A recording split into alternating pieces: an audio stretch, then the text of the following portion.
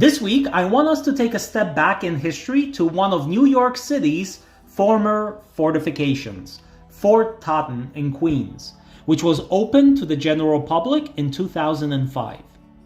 The fort itself was named after General Joseph Totten, who was one of the first graduates of the West Point Military Academy.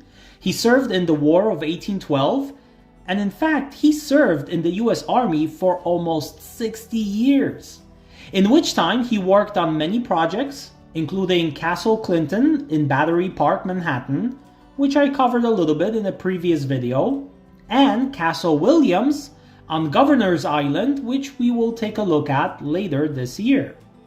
From 1838, he was the chief engineer of the US Army, a position in which he stayed in until his death. The fort itself has a remarkable history, a history which I honestly am not too familiar with. I wish I was a walking encyclopedia, and sometimes I might sound like one, but there is just so much I am still learning about myself. And certainly Fort Totten is one of these places. Even though the point of this channel is to show various locations in New York and get people's interest, I am not doing anything in terms of deeper history of locations I am visiting, but if anyone would like me to do so, or to look at any particular location or anything of that nature, please remember to email me or post a comment on Instagram or YouTube, and I will try to address these. Although I'm not a YouTuber, I don't really think of myself as one, and my primary responsibility is towards my university and students. Sometimes it might take me a little while before I can visit certain places or address certain comments. Nevertheless, I will always try to dedicate whatever time I have to this channel and respond to all your requests.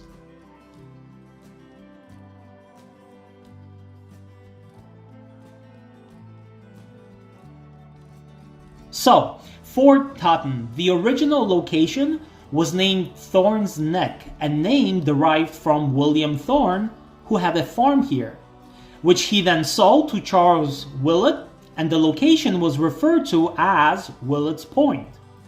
Now this I did not know, and I actually learned from the visitor center at the fort, which I highly recommend. Very friendly staff, and you can take a tour of the fort with a park ranger. Although I would recommend to check the website or call in advance, as the hours and the days to access the water battery and tours are limited. Last time I was there, it was only on the weekends. But here you can see the tombstone that stands on the grounds of the original Thorn Wilkins Cemetery.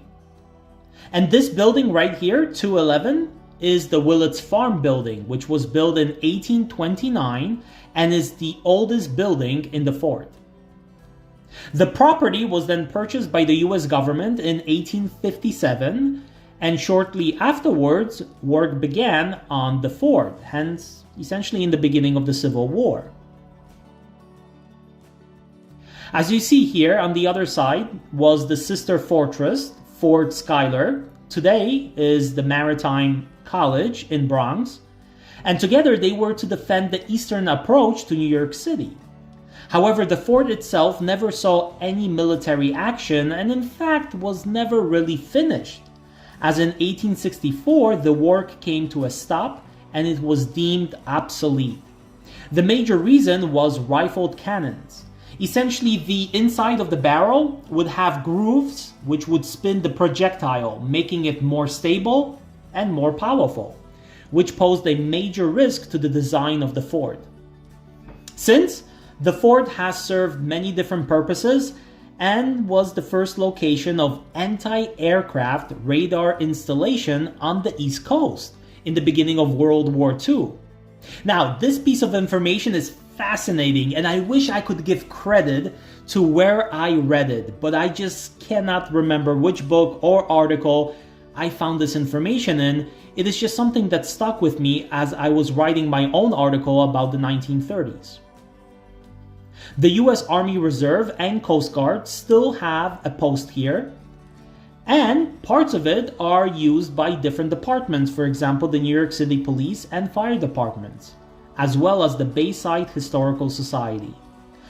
but most of it is now open to the general public.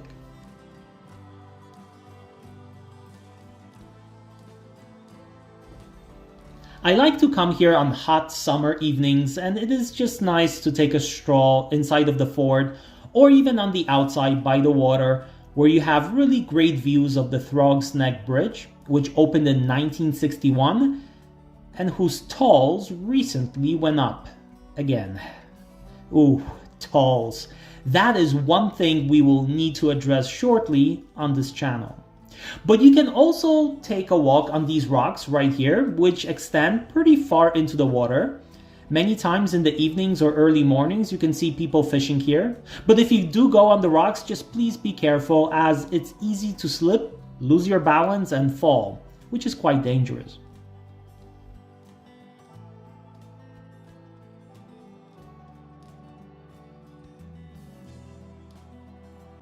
On the main gate, which was put up in 1889, you see these two spheres on top of the pillars. In the visitor center, you will learn that these were mines.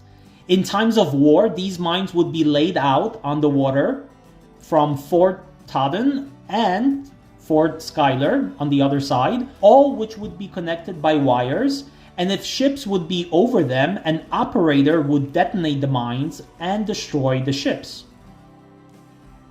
This is the building for non-commissioned officers. It has a really cool double deck up in the front. I really see myself just having some coffee in the mornings on these decks. The chapel. Built in 1938-1939, it replaced an older chapel, which was a wooden structure destroyed in fire. This building is nicknamed the Castle, and today it houses the Bayside Historical Society. One of the functions it fulfilled in the past was that it was an officers' mess hall. Here is the parade ground, hence right next to it would be the buildings for soldiers, so that they could get up in the morning, have time for a cup of coffee, enjoy a nice morning view, and read the newspaper before reporting in front of their superiors. Ha! Imagine, probably by the time they could add milk to their coffee, they would be swimming in the Long Island Sound. Also, where we have the commanding officer's house, building 422, so you would want to get your butt to that parade ground as quickly as you can.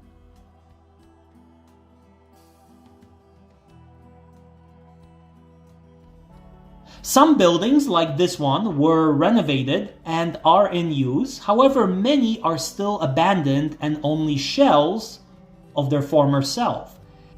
I have no idea what the future of this place is and if there are any plans to build here, but it just seems like a wasted opportunity. I mean, to create something here, something that could bring the community together, maybe some businesses that could generate income, as well as still preserving the past.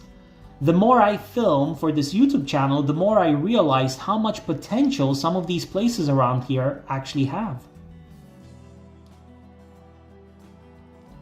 This building, 319, used to be a recreational building, hence like a gym, and I think it still is used for that function by the fire department.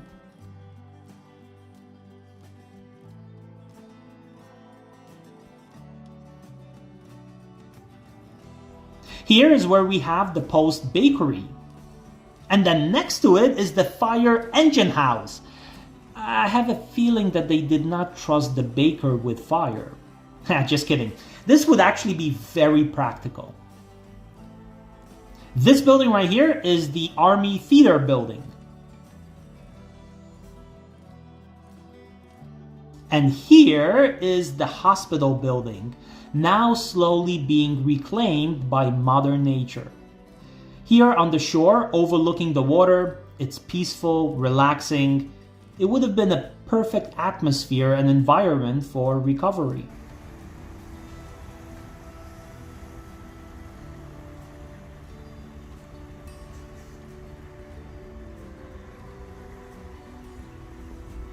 And like I mentioned earlier, the police and the fire departments have their training centers here in some of the buildings.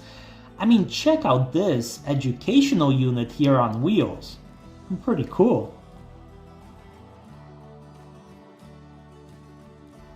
But that means you can see also a lot of interesting vehicles, including military ones. But since this is an active Army Reserve location, I did not want to film any of them because, well, I just do not know if I could or cannot. But just to be sure and be on the side of caution, I prefer not to do so for YouTube. But as you see here written on the fire truck, never forget, referring to September 11 terrorist attacks. It is something that is still very visible in the city, like I mentioned in my previous video, but especially something that impacted the first responder community, like firefighters. Again, something we will explore in the future. Here in this location today, we have a baseball field, but back in the days, this was the location of the Battery King, 12-inch mortars, which were capable of firing up to like 700-pound projectiles. This here is the visitor center, and inside you can learn a lot of interesting things, not just about the fort and the history, but also nature and animal life. You have a model of the fort, which is really interesting and pretty cool. And check out these models here of Monitor and Virginia, which fought each other in the first ever battle of two ironclad warships. Something I referred to when I was doing a video on the West Point Foundry.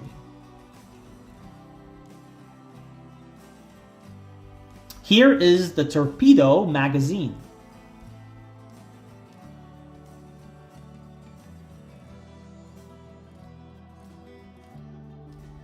And now we will enter the water battery. Again, access here is limited, therefore make sure you check with the park before coming.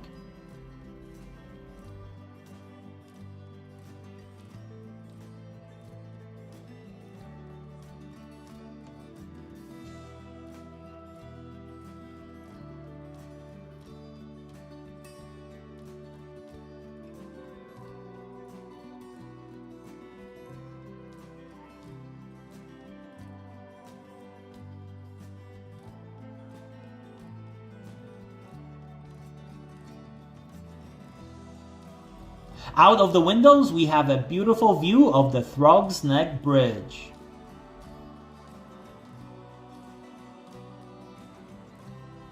And now let's go up to the second floor, where you can see that it was not fully completed.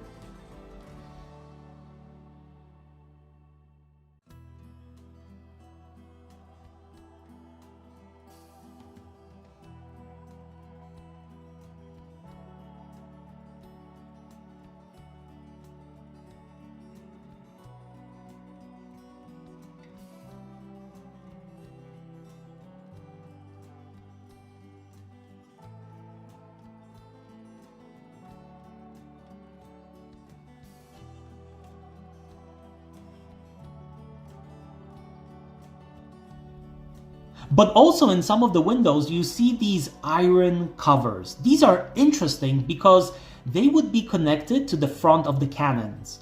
And when the cannons would fire, they would then recoil or kick back.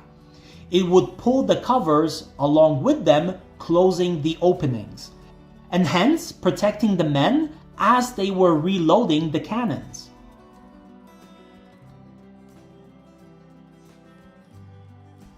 Behind these doors is the main magazine room.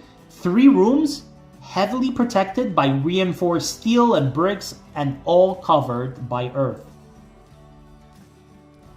I hope you enjoyed this short video for this week, and I was able to provide few minutes of entertainment and knowledge. And if you are new to this channel, please consider subscribing. And I will see you again next week in another location. Until then, stay safe out there.